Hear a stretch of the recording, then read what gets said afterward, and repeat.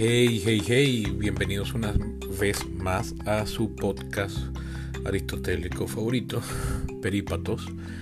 Les habla su anfitrión y creador, productor y único locutor, Sebastián Cova, grabando desde Caracas, Venezuela. La noche ya es de madrugada para cuando grabo esto, del sábado 9 de marzo 2024. Como recordarán, hace una semana no salió capítulo de podcast. Me pareció mejor esperar a los eventos que iban a suceder esta semana, que iba a estar bastante cargada. Pero estoy grabando tan tarde, primero porque quería repasar los eventos, pero bueno, fue un día complicadísimo, casi todo el día en la clínica, luego solucionando el problema del carro. Ha sido una semana un tanto sucedida y estoy exhausto, no sé si se me nota en la voz, pero como mañana sábado, hoy sábado ya es sábado cuando estoy grabando esto, también voy a tener trabajo desde temprano y este domingo son los Oscars y tengo que preparar el programa del domingo. Pues dije, no, déjame grabar esto hoy porque mañana va a ser tan complicado como el día anterior. Así que bueno, aquí estoy, me disculpan la voz. Y entremos en materia para hablar de de la semana en eventos políticos en los Estados Unidos. Fue una semana que empezó agitada desde el lunes con una decisión de la Corte Suprema de Justicia. Luego el martes fue el famoso supermartes. Y luego ayer jueves, o antes de ayer, fue el famoso Estado de la Unión, que es el discurso anual que da el presidente a las dos cámaras del Congreso reunidas en plenaria. Entonces, sin más preámbulo, entremos en materia.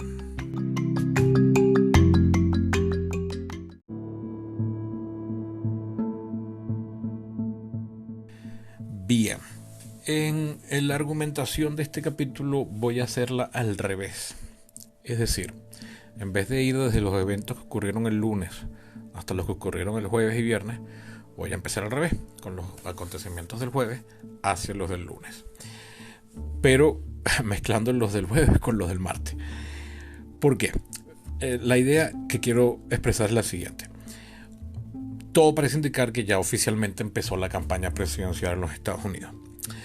A ver, los Estados Unidos es muy particular en sus procederes políticos porque es una de las constituciones más antiguas del planeta, un sistema político que ha funcionado ininterrumpidamente desde el último cuarto del siglo XVIII y entonces no ha tenido que implementar medidas como las que han tenido que implementar democracias más modernas, que entonces han tenido que, como han surgido en escenarios de conflictividad y fragilidad sin amplios ni profundos valores republicanos ni democráticos, entonces han tenido que reforzar todo eso con unas normas muy estrictas. En los Estados Unidos eso no ha hecho falta, produciendo entonces que las campañas presidenciales, las campañas políticas en general y presidenciales en particular de los Estados Unidos son muy difusas en cuanto a sus términos.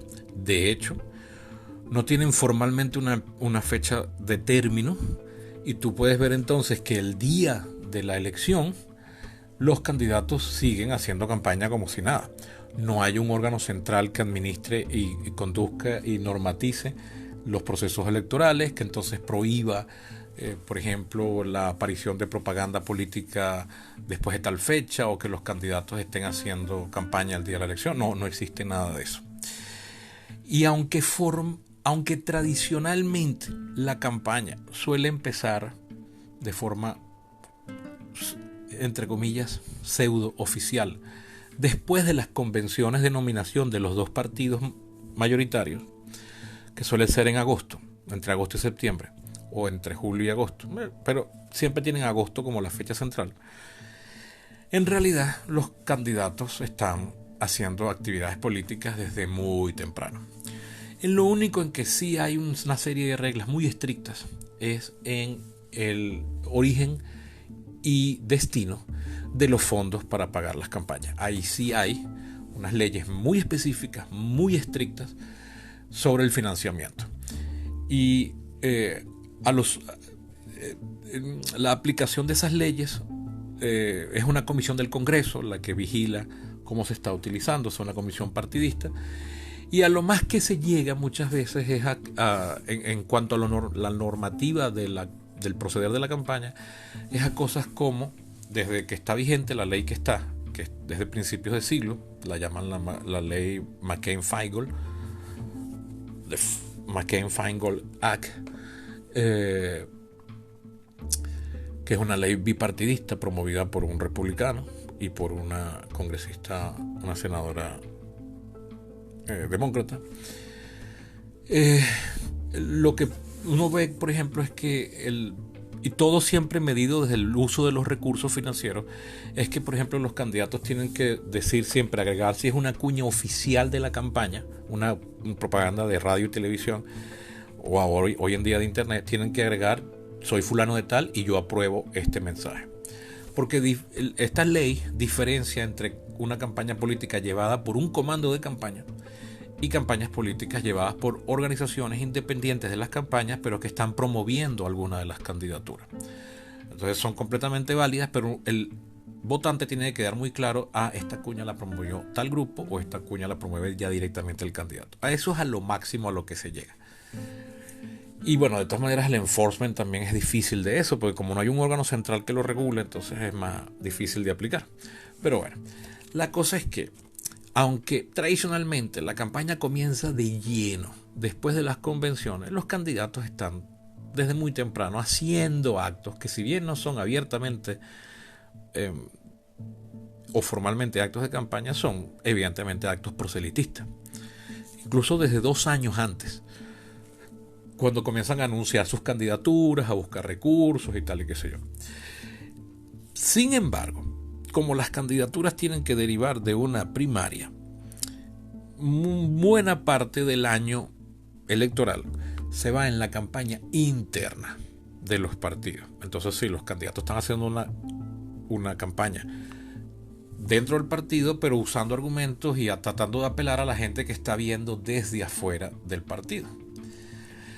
La cosa es que el martes fue el famoso supermartes. 15 estados tuvieron sus primarias, incluyendo grandes estados como California, que es el más poblado y por tanto el que más delegados consigna. Y Trump resultó ganador en 14 de los 15.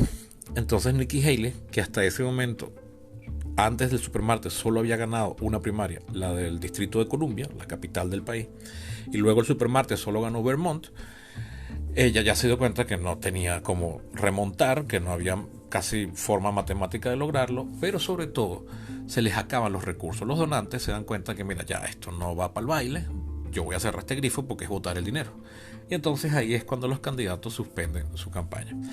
Y aunque ella no apoyó abiertamente a Donald Trump y dijo que en todo caso Trump tendría que ganarse a sus votantes, ya claramente deja el campo abierto. Trump no tiene contrincantes, entonces ya podemos considerarlo hasta ahora presunto candidato. Ese es el título formal que se le da, el presunto candidato. Porque la nominación se adquiere formalmente cuando tiene lugar la convención. Por eso es que cuando ustedes ven las convenciones de los partidos, por lo general duran 3 días, y el candidato a presidente aparece en el último día, y en el último acto del último día. Y siempre aparece en escena y lo primero que dice es: miembros de la convención, delegados, acepto su nominación. O sea, ustedes me han llamado aquí para nominarme y yo lo acepto. Y ahí es que son ya formalmente candidatos. Pues bien, ya Donald Trump no tiene contrincantes, entonces ya es el presunto candidato. Y Joe Biden, que también está pasando por una primaria, pero en la que no hubo ningún rival de peso y prácticamente arrasó en todo, también ya es el presunto candidato. Entonces ahora sí ya los candidatos están haciendo discursos hacia el electorado general, no hacia la base de sus partidos. Y así, ahora conectando con el evento del jueves, fue el famoso discurso del Estado de la Unión que da el presidente ante las cámaras en plenarias en el Congreso. Vimos a un presidente Biden hacer un discurso que era a todas luces un discurso de campaña electoral, no era el tradicional Estado de la Unión. Ojo, todo acto que hace un político que ocupa el cargo por elección popular, todo acto siempre tiene alguna forma en el discurso que está apelando a los electores como para decirles: mira lo bien que estoy haciendo con tu escogencia, piensa en mí cuando vayas a renovar este cargo, siempre y cuando esté permitida la reelección inmediata. Entonces siempre todo discurso de algún cargo electo va a tener siempre su tinte a campaña electoral y a prometer cosas y a decir mira qué bien lo he hecho y qué mal lo haría una eventual competencia o reemplazo, bla bla bla. Pero aún así el discurso del Estado de la Unión suele ser, o siempre había sido hasta muy recientemente, un acto donde el aspecto proselitista era bajo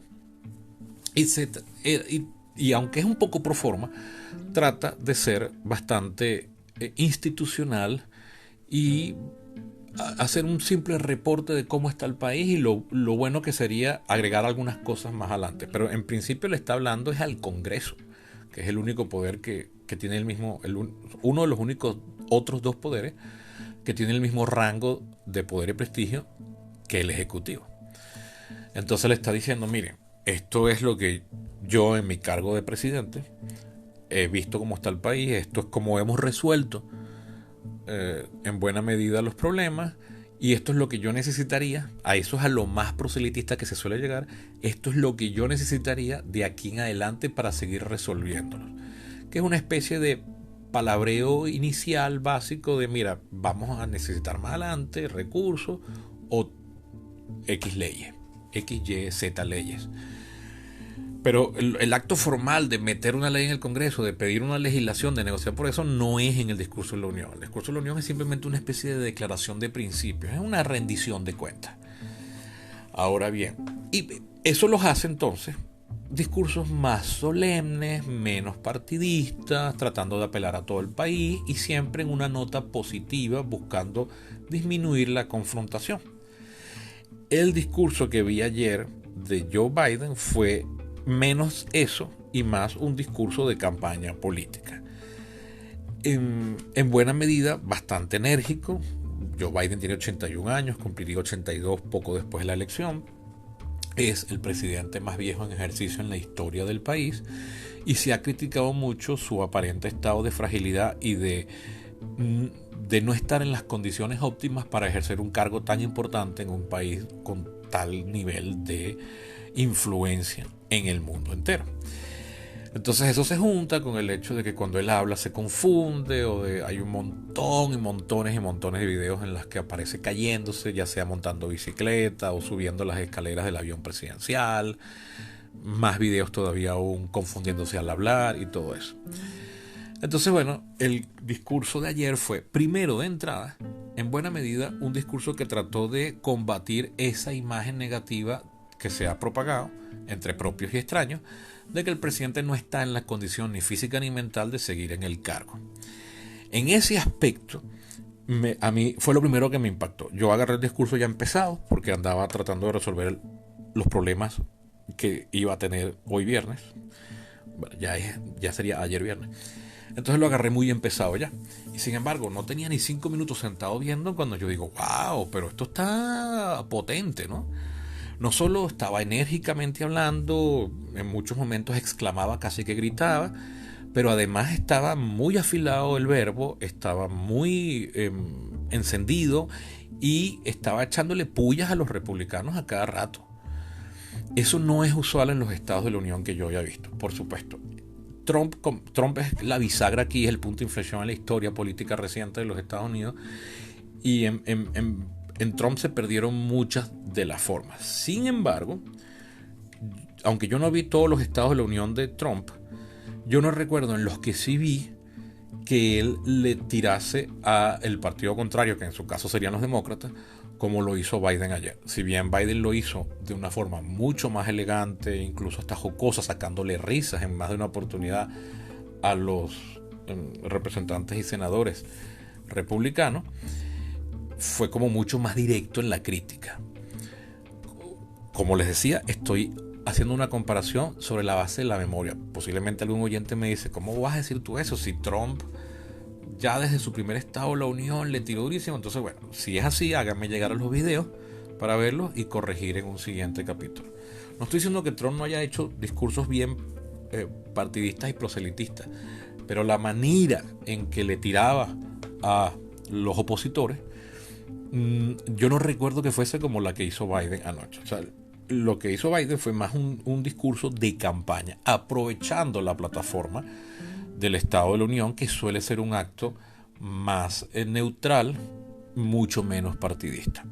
Entonces, en ese sentido, podríamos decir que en todo caso lo que está es continuando una tendencia que empezó con Trump y llevándola, primero haciéndola desde el otro bando y haciéndolo, en mi opinión, más memorable. Yo lamento, o sea, a mí me gustaría que el Estado de la Unión siguiese siendo un discurso más solemne, menos partidista, neutral e institucional. En ese sentido, resiento un poco el cambio de estilo, que evidentemente esto va a seguir siendo así, o sea, ya por espacio de quizás una generación, los de Estados de la Unión se conviertan en eso, pues en una... se refuerce o se intensifique el elemento de campaña partidista del discurso va en detrimento del discurso más institucional y neutral.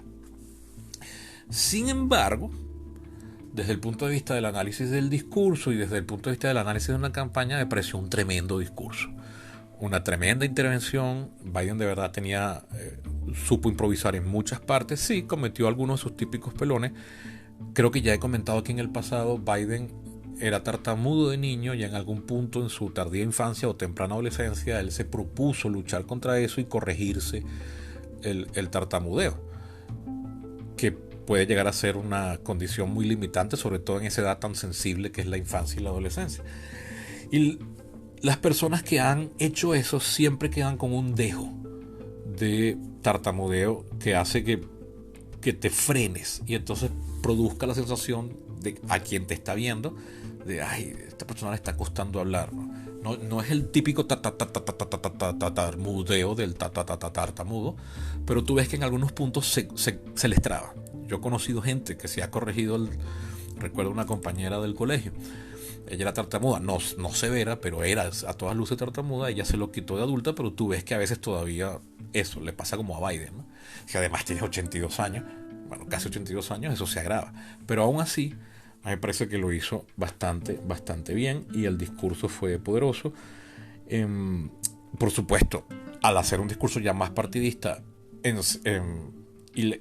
le estés tocando las narices a tus opositores que están sentados ahí enfrente tuyo, pues vas a producir reacciones, en algunos casos muy virulentas, pero todo siempre dentro del decoro y la norma aceptables en un espacio, en un cuerpo colegiado legislativo, en un cuerpo político.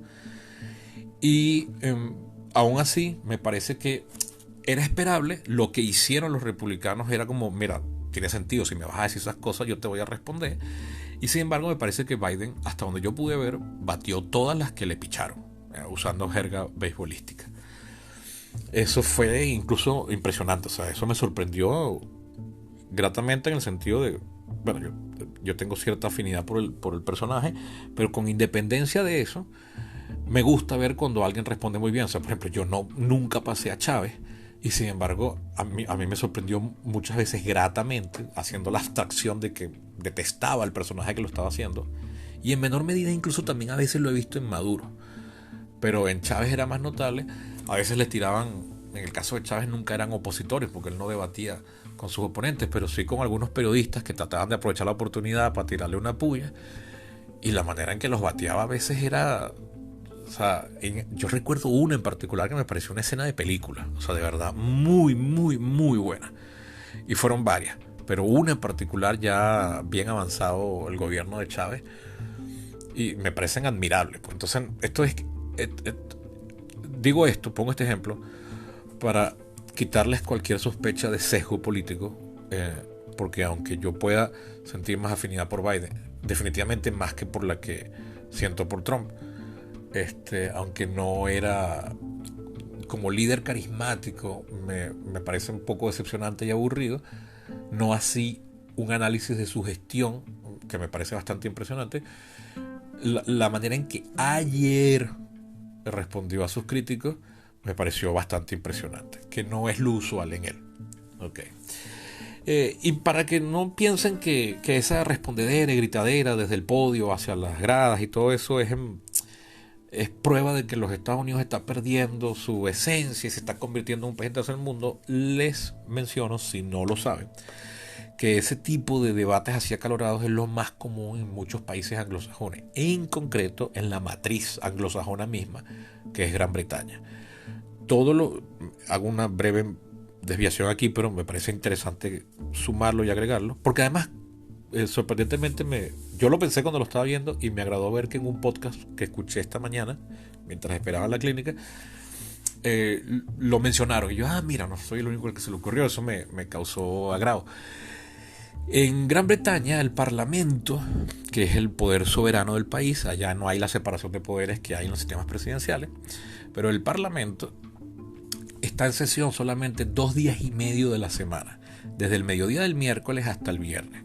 Porque la idea es que los 2 primeros días de la semana y hasta el mediodía del miércoles, los miembros del Parlamento, que es como se llaman, es el nombre formal, no se llaman ni diputados ni representantes, se llaman Member of Parliament. En español diríamos parlamentarios, pero bueno, la traducción literal es miembros del Parlamento. Se supone que durante los 2 primeros días y medio, sábado y domingo, en principio no es para trabajar.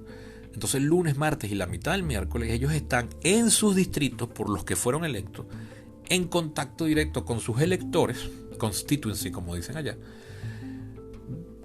tratando de ver qué es lo que quieren. O sea, para qué soy útil, podría ser la forma de decirlo, ¿no? Y entonces el Parlamento se reúne al mediodía del miércoles. En esa sesión que abre la semana parlamentaria, tiene lugar un debate de media hora que se llama Prime Minister Question Time. Es decir, el rato de preguntas o la hora de preguntas, que en realidad es media hora, o sea, el tiempo de preguntas al primer ministro. Ay, Dios, esto es la hora, disculpe. Tiempo de preguntas para el primer ministro, en la que la oposición, mayoritariamente, pero en realidad cualquier diputado, cualquier parlamentario, puede hacer preguntas, incluso miembros del mismo partido del primer ministro, lo que llaman backbenchers, o sea, los que no están formando parte del gabinete, los que están por fuera del gobierno, pero son del partido gobernante, pueden hacerle preguntas abiertas y públicas al primer ministro. Y en algunas sesiones a otros ministros, algunas sesiones especiales. Y se tiran durísimo. A mí me encantan ver esas sesiones. Ustedes pueden escriban en YouTube Prime Minister Question Time, o sea, PMQT, o sea, PMQT, Prime Minister Question Time, PMQT, y van a ver, hay algunas gloriosas debatiendo con Margaret Thatcher, y se gritan, y se burlan, y se pitan, ¡bú! Y ja, ja, ja, y, oh, y se tiran, y de verdad es una... O sea, a la gente que le gusta la comedia de improvisaciones, debería haber un Prime Minister Question Time, porque de verdad a veces son muy geniales las respuestas y lo que llaman los comebacks, o sea, cuando alguien te tira una puya y cómo tú le respondes para quedar bien tú, me sorprende, o sea, de verdad, son unas cosas muy ingeniosas. Por supuesto, es en buena medida, como la lucha libre, es en buena medida teatral, es decir, no hay de verdad esos odios que uno podría deducir en ver esos debates, que por lo general no son muy sanguinarios, o sea, no son muy ácidos ni llenos de... Son irónicos, pueden ser burlescos, pueden tirarle duro a alguien, pero en realidad hay cierto decoro y no se llega a la violencia. De hecho, en el caso inglés, no se hablan directamente uno a ellos le están todo el tiempo hablando al Speaker of the House, que sería el representante del rey en la cámara, es lo que viene siendo eso. Entonces le hablan a la oposición hablándole al Speaker. Entonces le dicen, Mr. Speaker, ninguno de los miembros de la oposición, y lo señala, pero viendo al Speaker, se ha molestado en entrar a la página web para que vea que lo que están diciendo es mentira. Y entonces el otro responde, entonces se para el otro y responde, pues qué raro, señor Speaker, porque cuando esta mañana yo me metí, y cosas así, ¿no? Entonces es como muy, muy teatral, pero a mí en particular me gusta porque le estás diciendo al gobernante en su cara, eres un mentiroso. Yo siempre soñé, cuando yo descubrí eso, ya por 2007, por allá, creo que fue la primera vez que vi uno de esos, YouTube estaba recién inauguradito, yo decía, oye, qué arrecho sería hablarle así a Chávez, o sea, que la oposición le pudiese hablar así a Chávez. Yo me acuerdo cuando lo quisieron interpelar en 2002 por los sucesos de abril, Chávez dijo que él no iba al Congreso, que a él lo interpelaban en Miraflores en una sesión privada donde solo hablaba él. Ah, joda, o sea, el dios, pues. Y cuando yo descubrí estos premios de cuestión yo decía, uy, qué arrecho sería confrontarlo así, o sea, solamente para reírse en su cara. En el caso de Chávez, además, como él tenía ese mesianismo patológico tan exacerbado de que de verdad se creía un elegido, no por el pueblo, sino por la divinidad para una misión histórica, es decirle, ay, mira, huevón. O sea, no así, no con insultos, pero burlarse de él en su cara. Yo creo que eso es muy necesario siempre para los gobernantes, como demuestra la experiencia griega, ateniense, mejor dicho, ateniense antigua. Pues bien, volviendo a los Estados Unidos y para cerrar el punto. Me parece que Biden hizo un muy buen discurso, más como discurso de campaña. Pero lamento un poco que haya sido al precio de bajarle un poco la solemnidad y el prestigio al Estado de la Unión. Porque evidentemente esto va a sentar un precedente y a partir de ahora, imagínense si gana Trump, los próximos 4 Estados de la Unión van a ser el Trump más feroz y crítico del mundo. Y eso sí va a ser soez, no va a tener la gracia del discurso de Biden de noche. Hasta va a tener el histrionismo de Trump, que definitivamente es mejor para eso que Biden, sin lugar a dudas, pero también es mucho más vulgar y burdo. Y caen unas cosas bien ofensivas, no para la persona, sino incluso se puede meter con grupos étnicos, con personas con discapacidad. Eso sí es desagradable. Pero definitivamente es mejor para el uso del sarcasmo y las pullas. Pero bueno, entonces sí, se ha sacrificado un poco, lamento yo, el prestigio de ese discurso. Yo los veo desde que era Bush presidente, solían ser más aburridos, pero más solemnes. Recuerdo también los de Obama, eran, desde el punto de vista de la oratoria, eran mucho mejor que los de Bush, y definitivamente también mucho mejor que los de Biden y que los de Trump también, pero también eran igual de solemnes que los de Bush. Para discursos políticos americanos, desde que yo tengo edad y cabeza suficiente para seguir eso, o sea, si lo veo en retrospectiva, veo los de Reagan y digo, bueno, qué arrecho un presidente hablando así y utilizando esta plataforma con esa gracia y esa chispa. Y yo creo que al menos en la segunda mitad del siglo XX definitivamente es el que mejor uso ha hecho de ese podio. Pero yo era muy niño cuando Reagan era presidente, entonces no lo voy a meter en esta valoración. Desde que yo sigo de cerca la política gringa, que es de muy finales de los 90, si quieren, para usar una fecha redonda vamos a usar el año 2000, el discurso político que más me ha impresionado de un jefe de Estado, o ex jefe de Estado en este caso, fue el de Bill Clinton en 2012, en al cierre de la segunda noche de la Convención Nacional Demócrata, que nominaría a Obama para un segundo periodo. Yo recuerdo haberlo visto en el televisor de la cocina con mi papá. En el cronograma oficial de la convención se suponía que Clinton cerraba ese día con un discurso apoyando a Obama, que solo estaba pautado para 15 minutos, terminó hablando 45, 47 minutos y fue un discursazo. De verdad, fue ideológicamente un tremendo discurso que sentaba y afianzaba las bases del partido y apoyaba a Obama. No que Obama necesitase ese apoyo, Obama venía a ser 4 años presidente, era el titular para ese momento, o como dicen en inglés, el incumbent. Pero fue un discurso, o sea, yo recuerdo que si bien el discurso al día siguiente de Obama me gustó, mi papá y yo coincidimos en que no, pero el mejor fue el de Clinton. Luego, de segundo, el discurso de Obama en 2008 cuando acepta la candidatura. Fue también un muy buen discurso, más solemne que el de Clinton 4 años después, pero de verdad fue muy bueno. Y fue como, o sea, creo que Obama ya llegó al techo ahí, y después el resto de su presidencia no se superó, sino que mantuvo el nivel, lo cual es tremendo reto. No quiere decir que eso valga menos que lo otro, pero ya después de ahí no me sorprendió, sino simplemente se mantuvo. Pero ese discurso de Clinton de verdad sí me pareció muy impresionante.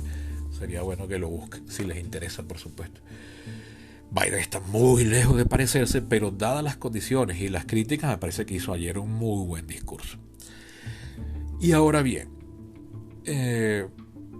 bueno, como les decía, sí, ya Nikki Haley se retiró, Trump es el presunto candidato, se repite la situación de 2020.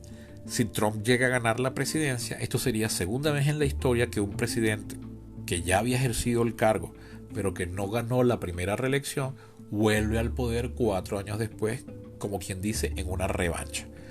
Eso pasó por primera y única vez hasta ahora en 1888, cuando la presidencia... No, ya va, perdón. Déjame buscar el dato exacto.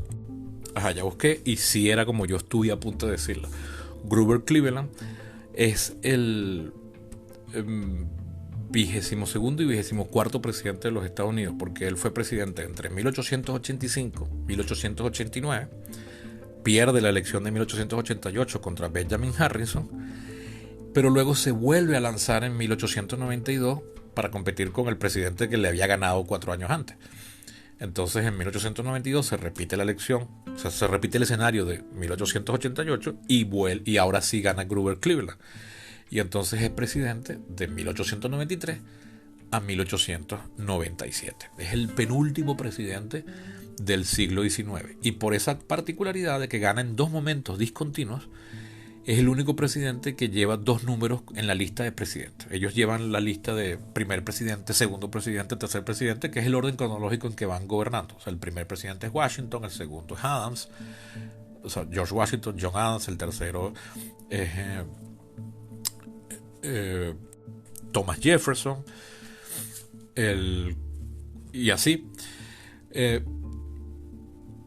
Grover Cleveland es el único que lleva 2 números, porque sus gobiernos son discontinuos. Ojo, que el número del presidente es si gobierna 2 periodos seguidos, o incluso 4, bueno, 3 y piquito, como llevó Roosevelt, Franklin Delano Roosevelt, igual lleva un solo número, porque bueno, se considera que toda esa gestión, no importa cuánto dure, es toda una gestión completa, y si el presidente se muere o abandona el cargo en el ejercicio, el vicepresidente que lo sustituye pasa a tener otro número. Bueno, si para volver al presente, está pasando la misma situación de 1892, y si Trump llegase a ganar, entonces tendría otro número en la presidencia. Cerrado este tema de la campaña, voy a hacer otros segmentos diferenciados de este, con otra música de fondo, para hablar del evento que ocurrió el lunes, que me parece que es el más relevante e importante de los que sucedió esta semana, y que creo que va a meritar quizás posiblemente un capítulo extra, y es el de la decisión unánime de la Corte Suprema de Justicia, es decir, 9-0, 9 votos, son todos los miembros de la Corte Suprema de Justicia, por el caso de la inhabilitación de Trump en concreto en el estado de Colorado, pero que puede ser extendida a los otros 2 estados que además de Colorado lo han buscado inhabilitar. En la siguiente sección.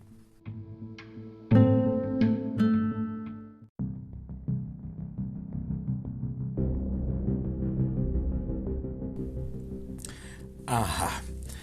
El otro tema. La sentencia, un poco apurada, el día lunes temprano en la mañana, hora de Washington, que emitió la Corte Suprema de Justicia unánimemente, los 9 jueces estuvieron de acuerdo, en responder una demanda que había solicitado el comando de campaña de Donald Trump para responder a la crisis generada por una decisión de la Corte Suprema del Estado de Colorado, que fue en enero, de decir que, basados en la tercera cláusula de la enmienda número 14 de 1868, que prohíbe la participación o la escogencia de cargos públicos para ocupar cargos públicos de toda persona que, habiendo jurado defender la Constitución, haya participado de una insurrección. Entonces, la Corte Suprema de Colorado había dictaminado que Trump había participado de una insurrección contra el Estado, es decir, contra el gobierno federal, en este caso vamos a usar la frase como la dicen en inglés, por su participación en eventos que terminarían en el asalto al Congreso, el asalto al Capitolio, el 6 de enero de 2000, 2021. Yo hice un capítulo largo sobre aquellos eventos que vi en vivo desarrollarse frente a mis ojos por televisión. Hice un capítulo de eso, cerrando el ciclo aquel que hice entre 2020 y 2021 sobre la campaña presidencial, las elecciones presidenciales, las elecciones generales de aquel año. Entonces, bueno, la Corte Suprema de Colorado había dicho que Trump había alentado la insurrección, que había participado de ella y que la tercera cláusula de la enmienda número 14 claramente prohíbe la participación en cargos públicos de cualquier persona que ha participado en una insurrección, que lo que hizo Trump claramente lo era, y que por tanto no podía aparecer en el tarjetón electoral de las primarias de Colorado.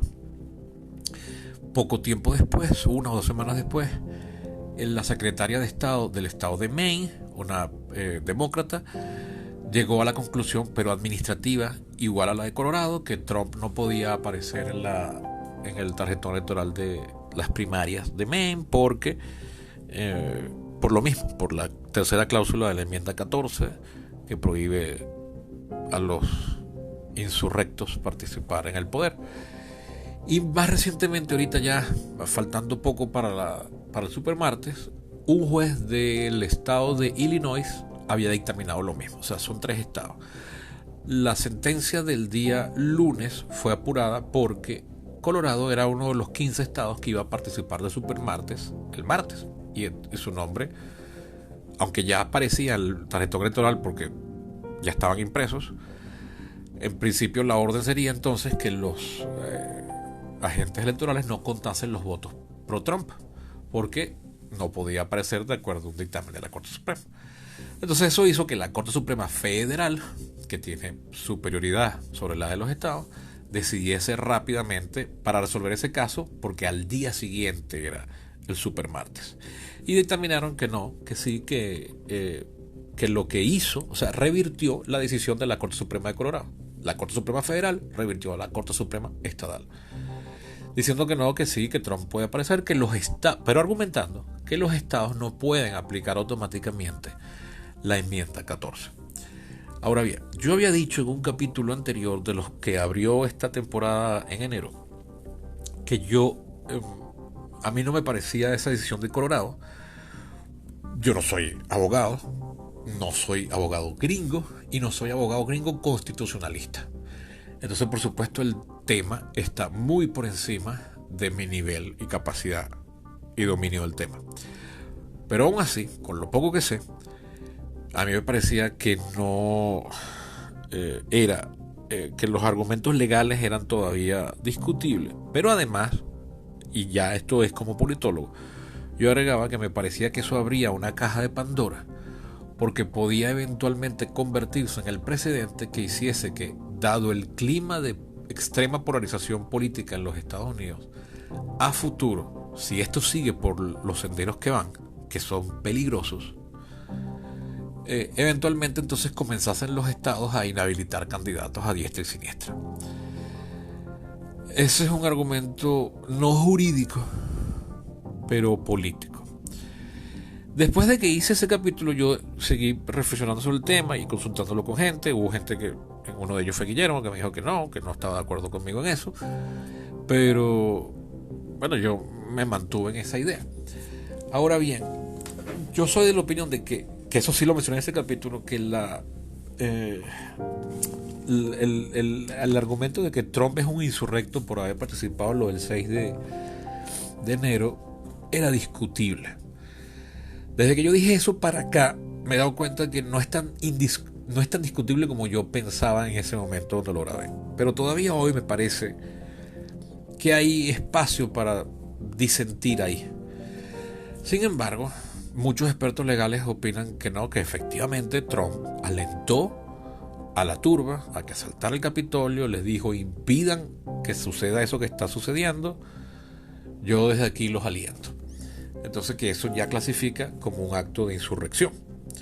Ese argumento es bueno, y la verdad es que yo digo, bueno, mira, o sea, lo entiendo. De todas maneras, sigo opinando que no se podía aplicar la decisión de Colorado, de la Corte Suprema de Colorado, y esto es lo que agrego nuevo, porque en todo caso, decir que Trump sí participó de la insurrección. Hasta este punto es solamente una opinión. Puede ser una opinión muy calificada, pero es una opinión. Eso no es todavía una sentencia, un dictamen. Trump tiene 4 juicios penales abiertos. 4. Es el único expresidente en la historia republicana de los Estados Unidos que le ha pasado eso. Ya ha perdido a este punto, desde que comencé la temporada, ya ha perdido 2 juicios civiles. Uno, una demanda de difamación de una mujer que alegaba que Trump la había abusado de ella sexualmente en los tempranos años 90. Y entonces él se puso a decir que eso no era verdad, y entonces comenzó a insultarla, a decir que ella no era su tipo, que era muy fea, que bla bla bla, que mentiroso. Entonces ella lo demandó por difamación y perdió. Donald Trump perdió, o sea, ella ganó. Y le tiene que pagar por difamación $85 millones.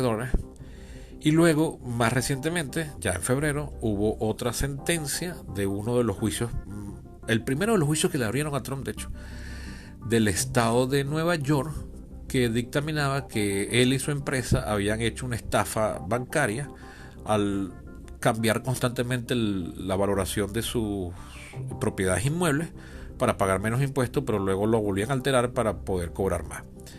Entonces un juez de Nueva York determinó que sí podía, que efectivamente era culpable de eso, que no puede hacer negocios en el estado de Nueva York por 3 años, ni siquiera tampoco sus hijos, y que tiene que pagar 400 y pico de millones, o sea, 300 y pico más intereses, lo cual pone la cosa en 400 y pico de millones.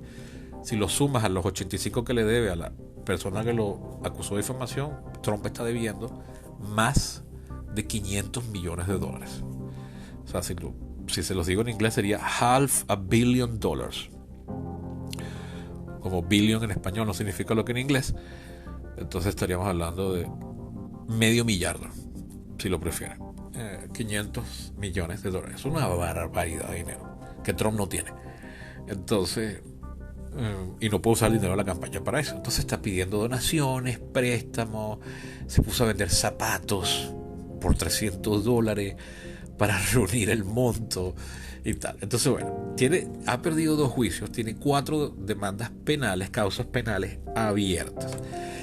Volviendo al caso del dictamen de la Corte Suprema, Trump no se le ha probado todavía en corte que él efectivamente es un insurrecto porque alentó, no es autor material, pero sí es autor intelectual de la insurrección, que significó el asalto al Capitolio el 6 de enero de 2021, el Día de Reyes. Yo soy muy fiel creyente de que una persona es inocente hasta que se pruebe lo culpable, y Trump no ha sido todavía hallado culpable, por más que yo opine, a diferencia de como opinaba en enero, de que creo que, bueno, sí, mira, ahora viéndolo más y más y más, yo creo que sí se le puede acusar de eso, no es descabellado. Me sigue pareciendo que las implicaciones políticas de un eventual dictamen así son peligrosas, pero en todo caso a Trump no se le ha probado todavía culpabilidad, y yo creo en la inocencia hasta que se pruebe lo contrario.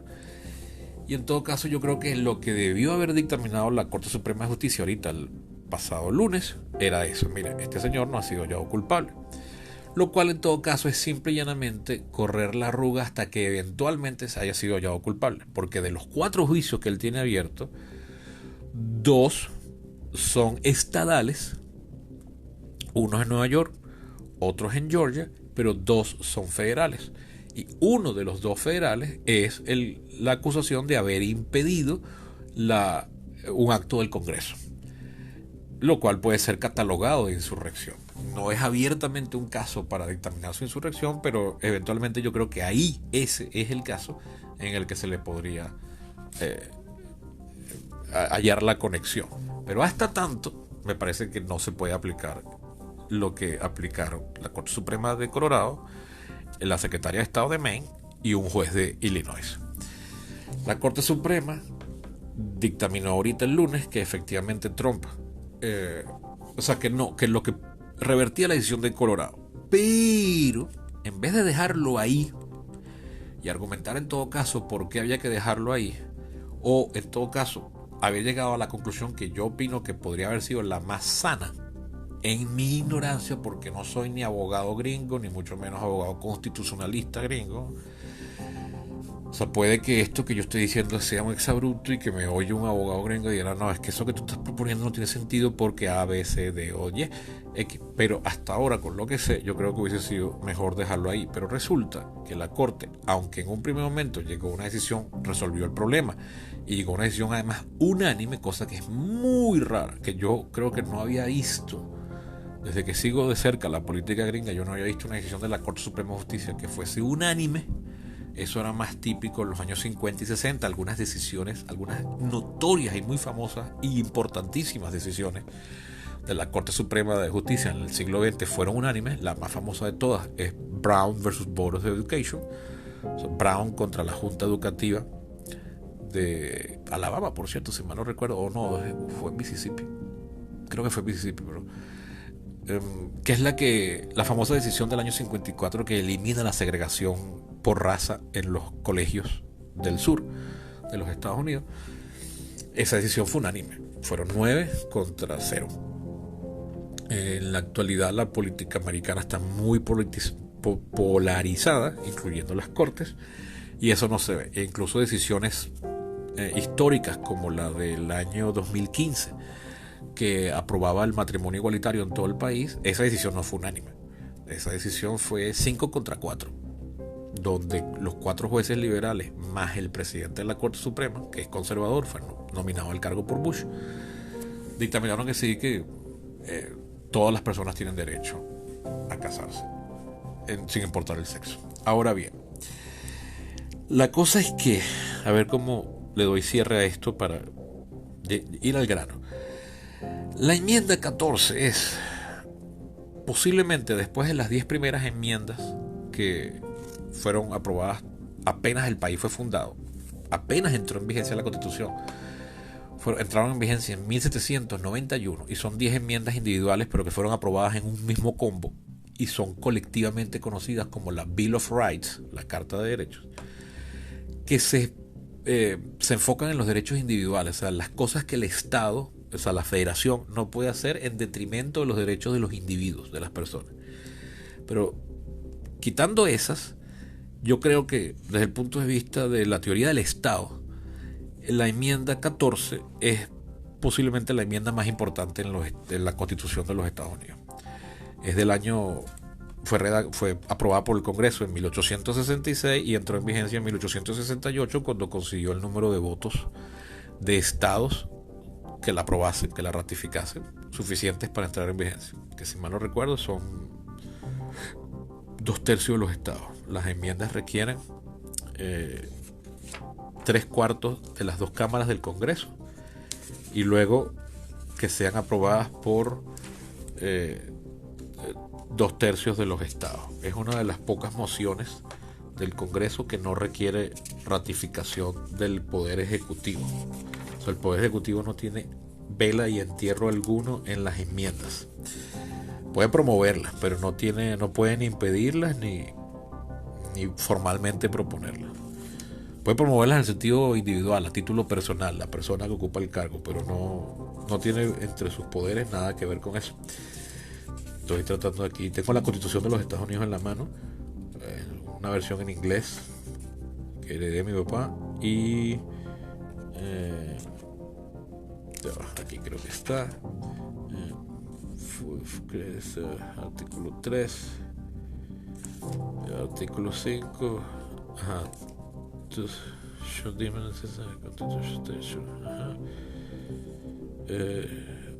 no, lo dije al revés, perdón. Son 2/3 de las 2 cámaras y luego 2/3 de los estados. No, en ningún momento es 3/4. Son 2/3 de las 2 cámaras y 2/3. Ese es el artículo 5 y 2/3 de los estados. Bueno, en 1866, 2/3 de cada una de las 2 cámaras aprobó la enmienda 14 y luego tomó 2 años para que 2/3 de los estados la ratificasen y así entró en vigencia. La enmienda 14 es, junto con la 13, las 2 enmiendas que surgen de la guerra civil.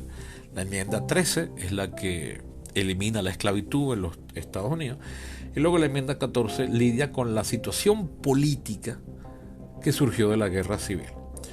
La sección tercera o la tercera cláusula de esta constitución, de esta enmienda, a la constitución, recuerden que estoy cansadísimo y ya es de madrugada, es la que dice, voy a hacer una traducción simultánea: ninguna persona, sea senador o representante en el Congreso, ni elector de presidente o vicepresidente, puede ejercer ningún cargo público, civil o militar en los Estados Unidos, ni en ninguno de los estados, si previamente habiendo tomado un juramento como miembro del Congreso o como oficial o funcionario de los Estados Unidos, o de alguna de las legislaturas de los estados, o del Poder Ejecutivo o Judicial de alguno de los estados,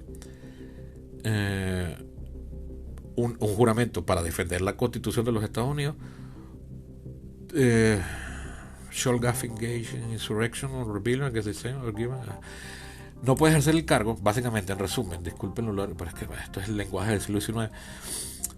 Ninguna persona que haya jurado defender la Constitución de los Estados Unidos puede ejercer ningún cargo público si ha participado de una insurrección contra dichos Estados Unidos.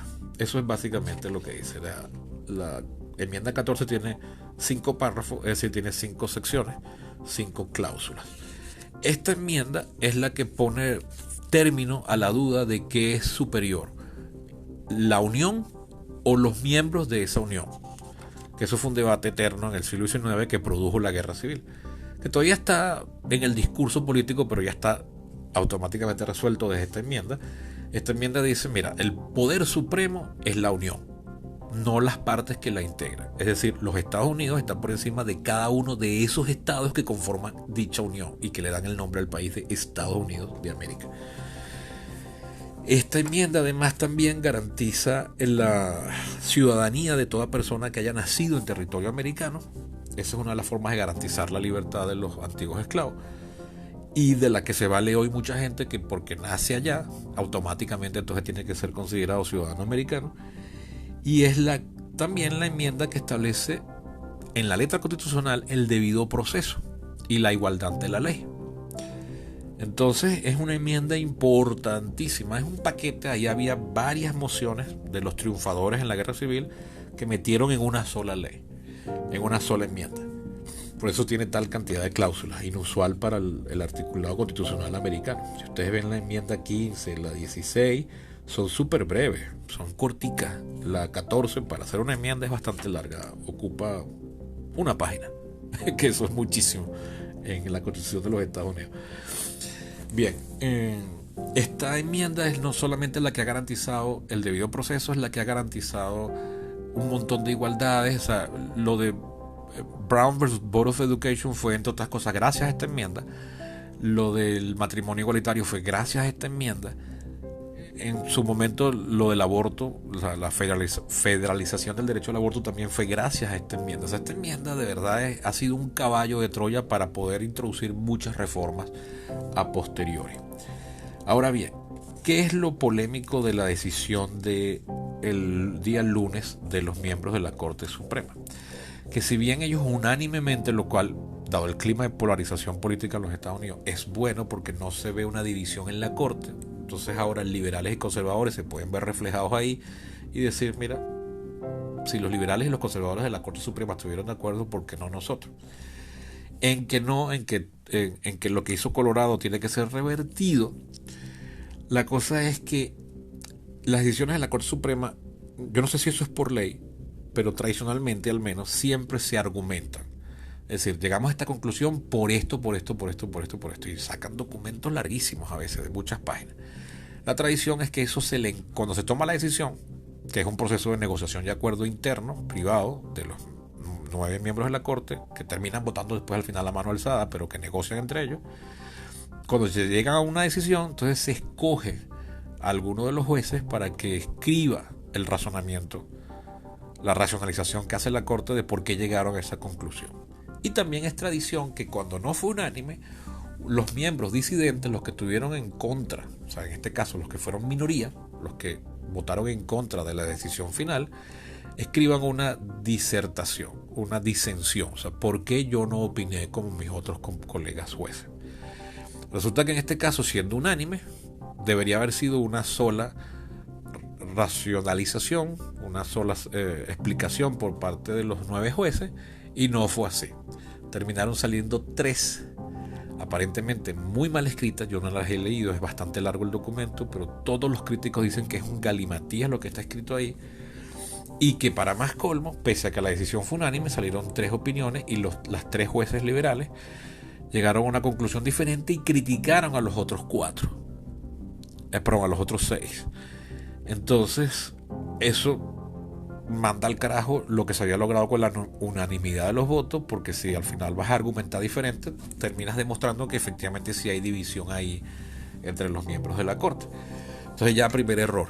Segundo, aparentemente está muy mal escrita. Incluso han descubierto que en el documento final se pueden ver todas las revisiones que se hizo el texto, todos los borradores anteriores, lo cual demuestra y posiblemente explica por qué es tan difícil de entender, y demuestra que hubo un intenso debate al interior de la corte. Y finalmente lo que hizo la corte fue patearle la responsabilidad. En vez de hacer una sentencia firme, decir que los estados no pueden aplicar lo que aplicó Colorado, porque eso tiene que ser un acto del Congreso el que defina qué es insurrección y quién puede ser descalificado o no. Entonces aquí se me escapa un poco de mi entendimiento. O sea, he estado leyendo y viendo entrevistas y todo todos estos días, y hoy volví a leer varios de los artículos que había leído en la semana para tratar de entender esto y tenerlo lo más claro posible. Según muchos expertos, haber hecho eso de bombearle, picharle, rebotarle, torearle la responsabilidad y mandársela al Congreso, en la forma en que lo hizo, si entra un grave precedente y se termina cumpliendo lo que yo dije en mi capítulo anterior y que argumenté ahorita, que se está abriendo una caja de Pandora, porque entonces estás diciéndole al Congreso: mira, esto lo resuelves tú con tus criterios, haz algo. Entonces, una vez más, dado el clima de intensa polarización política, se está abriendo una caja de Pandora en decir, bueno, si esto se sigue caldeando como se está caldeando, eventualmente puede pasar ahora lo que yo decía que temía, que es que todos los estados comiencen a inhabilitar a los candidatos que le parezcan. Ahora ese temor mío sigue vivo, pero a nivel del Congreso. O sea, ya no los estados. La Corte dijo, no, los estados no pueden hacer eso que hizo Colorado. Y eso lo van a aplicar después, evidentemente, para Maine y para Illinois, aunque todavía no he leído nada de eso. Pero entonces ahora ese poder que yo temía que los estados tuviesen eso, ahora ese poder sigue estando ahí, está abiertamente dicho por la sentencia de la Corte, pero se lo otorgó al Congreso. Entonces imagínense, por ejemplo, que Biden ganase la reelección, pero los demócratas pierden el control del Senado, lo cual es probable.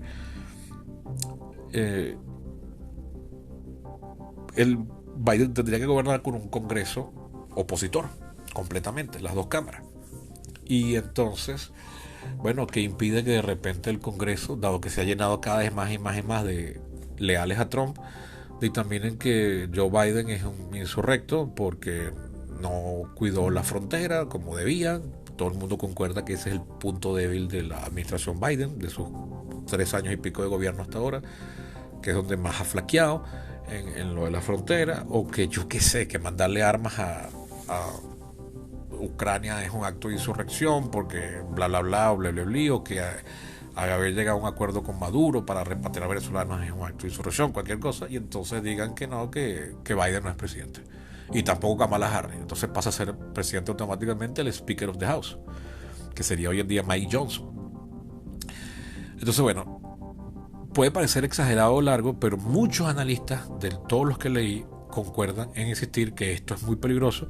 Es decir, lo mismo que yo temía en enero, cuando hablé de esto por primera vez, pero que temía que lo hicieran los estados, ese temor sigue vivo, solo que ahora es el Congreso. O sea, los estados quedaron descalificados de llegar a esa decisión por la sentencia de la Corte.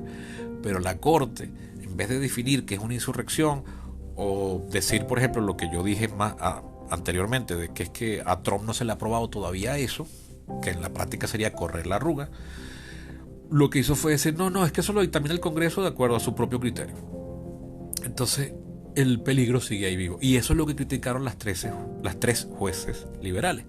Es decir, la forma en que los otros 6 jueces llegaron a esta conclusión está mala. pero parece que tampoco lo que ellas escribieron es muy coherente. Entonces, bueno, por ejemplo, ahorita estaba viendo una entrevista a George Clooney, uno de los famosos conservadores, fundador del Lincoln Project, decir que las tres sentencias, las tres disertaciones, las tres argumentaciones de lo que salieron son inentendibles, son galimatías, que son incoherentes, son palabras textuales que dijo George Clooney. George Conway, perdón, se llama él. George Clooney es el actor. George Conway, famoso y connotado abogado y conservador, y decía que es un desastre. Él decía que Trump claramente es un insurrecto, que la corte no puede negar eso, y que entonces, como no quería inhabilitar a Trump, pero no podía liberarlo de su culpa, lo que hizo fue patearle la pelota al Congreso, y no resuelve nada en la práctica, según ellos.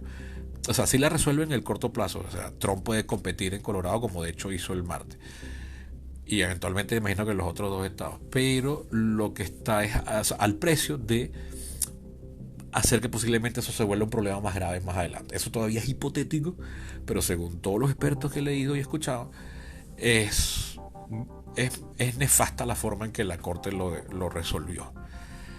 Entonces, bueno, ahí ven que la situación política de los Estados Unidos es complicadísima, que Trump definitivamente ha sido un elemento disruptor terrible, empezando para su propio partido. Para más colmo, agregó esto ya para el cierre, el Mitch McConnell, el líder de la minoría republicana en el Congreso, en el Senado, que actualmente es senador, pero de 82 años, dijo que en noviembre se retiraba de su cargo de líder de la minoría. Él ha sido alternadamente el líder de la mayoría y el líder de la minoría, dependiendo de si los republicanos controlan o no el Senado. Es el más largo líder en la historia del Congreso. Durante 17 años fue el líder de los republicanos en el Senado, lo cual lo convirtió alternadamente en líder de la mayoría, líder de la minoría. El líder de la mayoría es el que controla el Senado, y el líder de la minoría entonces pasaría a ser el líder de la oposición ahí. Pasa a retiro. Mitch McConnell era un connotado antitrumpista que, sin embargo, logró varias reformas con Trump y logró ahorita varias reformas con Biden.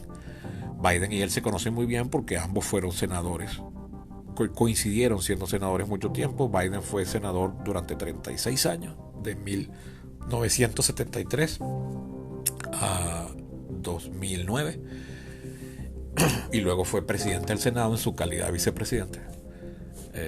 Ese cargo es más honorífico que activo, ¿no? El verdadero controlador del Senado es el jefe de la mayoría, pero se conocían, se tenían buen trato y lograban entenderse. Eso hoy en día, con un Trump que abiertamente en público le ordena a los miembros republicanos del Congreso que no lleguen a ningún acuerdo con Biden, porque él no quiere que Biden presente ninguna legislatura positiva. O sea, no lleguen a acuerdos porque eso puede salvar al gobierno. Yo quiero ser el nuevo presidente, entonces les ordeno que no hagan eso. Ese poder formal no existe en los Estados Unidos, pero eso te dice el grado de control que tiene Trump sobre los republicanos, sobre la estructura del aparato republicano, no necesariamente sobre los políticos. Eso encontraba resistencia, sobre todo en el Senado, porque Mitch McConnell se le oponía abiertamente. Y bueno, Mitch McConnell ya no tiene edad para eso, ha tenido unos episodios de salud sospechosos el año pasado, se quedó callado, se congeló en público. O sea, lo que acusan que le ha pasado a Biden, sí le ha pasado a Mitch McConnell abiertamente. En medio de un discurso en el Congreso, en una rueda de prensa, se le van las ideas y se queda congelado, no logra hablar, nadie sabe qué le está pasando. Entonces, bueno, evidentemente tiene algún problema quizás neurológico por ahí. Y bueno, nada, se retira de liderar a su partido y luego no va a buscar la reelección. O sea, le quedan 2 años más en el Congreso, pero no va a buscar la reelección. Entonces, bueno, eso haría que el nuevo líder de los republicanos es alguien mucho menos capaz de enfrentarse a Trump, si Trump ganase o no ganase. Entonces, bueno, el clima de polarización puede agravarse en los Estados Unidos. Entonces, por eso era importante que esta sentencia resolviese el asunto sin dejar dudas, y lo que ha dejado son más dudas. Porque entonces, al decir, y ya con esto cierro, que es el Congreso el que tiene que resolver la aplicación de la enmienda 14. Incluso hay algunos expertos que han dicho, mira, resulta que la enmienda 14 ha sido el caballo de Troya en el que se han logrado impulsar reformas importantísimas en la historia de este país. Si tú estás diciendo eso, entonces estás implicando ahora que posiblemente todas las transformaciones que se han hecho en el país gracias a la enmienda 14 no son válidas, porque el Congreso no la sancionó, porque bastó con una sentencia de la Corte Suprema.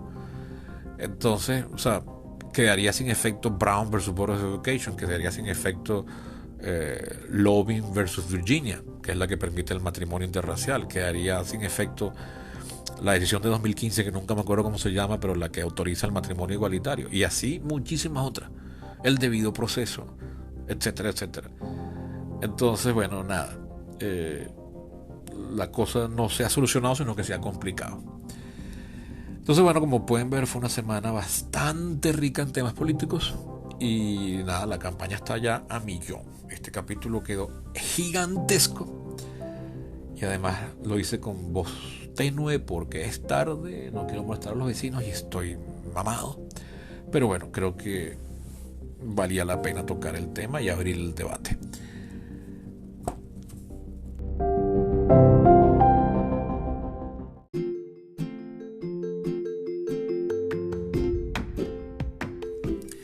Y así llegamos al final de otro capítulo larguísimo, de regreso después de una semana de silencio.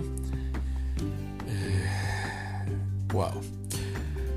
Han sido días rudos, pero no graves, rudos, exigentes, demandantes, con carros accidentados en el medio de la vía, con visitas a la clínica. Mi mamá está por operarse, una operación programada, no se preocupen, nada negativo. Pero bueno, soy hijo único, entonces toda esta responsabilidad me queda a mí solo. Estoy muy cansado, pero me parece que no era excusa suficiente para dejar pasar otra semana sin capítulo, porque además esta semana fue muy intensa en temas politológicos en los Estados Unidos.